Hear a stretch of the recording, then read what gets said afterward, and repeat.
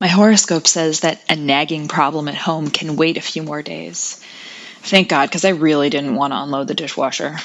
Hi, this is Coach Sarah, and this is the Morning Mantra. Hi, my name is Sarah Axelrod. I'm a run coach, a lover of poetry, and a person who cares about your well-being. You don't have to be an athlete to be coached and loved, and if you need an anchor to hold on to as you move through a tough situation, you've come to the right place. Today's mantra is below the horizon. Below the horizon. Tonight, July 16th, 2019, there will be a partial lunar eclipse, and most of North America will be unable to see it. Those who believe in astrology will quickly tell you that it doesn't really matter whether you are in the large swath of the Earth that will actually be able to see the eclipse when it happens, whether or not the moon is visible to you at 5:30 p.m. Eastern Standard Time. And for me, at 5:30 p.m. Eastern Standard Time, which is the time in which I am located, the moon will still be below the horizon. People who believe in astrology will tell you that that's not what matters. It's not what you see that stands to affect you. It's the placement of the planets relative to one another at this moment within the universe, the energetic poles between planets and stars, some of which you can see and some of which you can't. Several of the websites I've perused out of curiosity, especially after MK's Capricorn mantra last week, have noted that there will be a lot of emotional upheaval during this eclipse, in part because it will align very closely with Pluto, and also with a dwarf planet called Eris, which takes 558 years to orbit the sun. So this alignment is kind of a big deal. Not only that, but it is Eris's nature to challenge the dominant patriarchal authority. So I'm starting to like the sound of all of this more and more. The thing about astrology is that I don't know very much about it. I can Google stuff, but other than that, I've never felt particularly drawn to learn more. But I completely understand why it exists. I get the desire to look out into the universe and make sense of everything that is happening, whether you can see it or not. And I like being reminded that just because I, at my particular longitude and latitude, cannot see the lunar eclipse on July 16th, 2019, doesn't mean it isn't happening. I think there's value in recognizing that, and also in recognizing that forces you cannot see or touch are playing a role in your life all the time.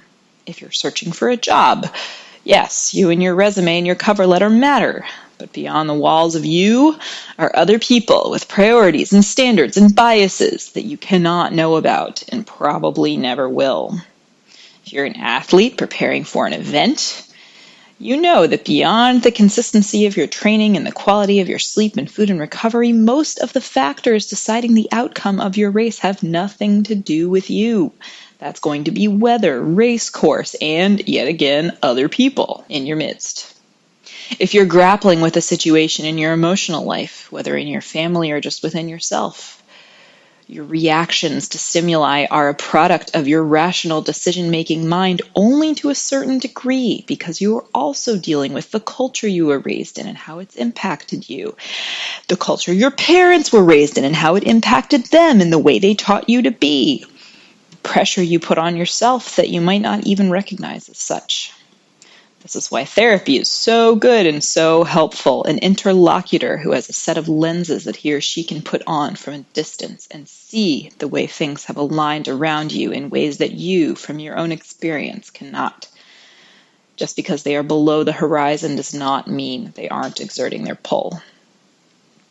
For the most part, I find the advice coming out of astrological accounts of this upcoming lunar eclipse to be really good advice, whether you believe in the influence of the stars and planets on your life or not. The main message seems to be this: recognize the forces that are acting on you. Let this clarity allow you to observe your feelings and your struggles without judgment, because it's not you, it's the planets. And then think rationally about what you need to get and what your best next step is. So in an uncharacteristically crystal-gazing mantra, I, the rationally minded academic, encourage you to remember how many of the forces acting on your life right now exist below the horizon. And listen, I identify deeply with the desire to just knuckle down and get through it and toughen up. But that only works for what you can see and control. The rest is up to the universe, if you want to look at it that way. And by that I mean the universe of genetics, the universe of personal finance, the universe of societal influence, and the universe of other people dealing with their own shit. The rest is the lunar eclipse happening below your particular horizon. If you want to take steps to understand these forces better, you might read Galileo's Dialogues Concerning Two Sciences. It's a big book. But the quest to understand isn't a substitute for the ability to accept. You are coached, you are loved, and you are winning at life. And if you need more reasons to believe that, follow Morning Mantra Pod on Instagram.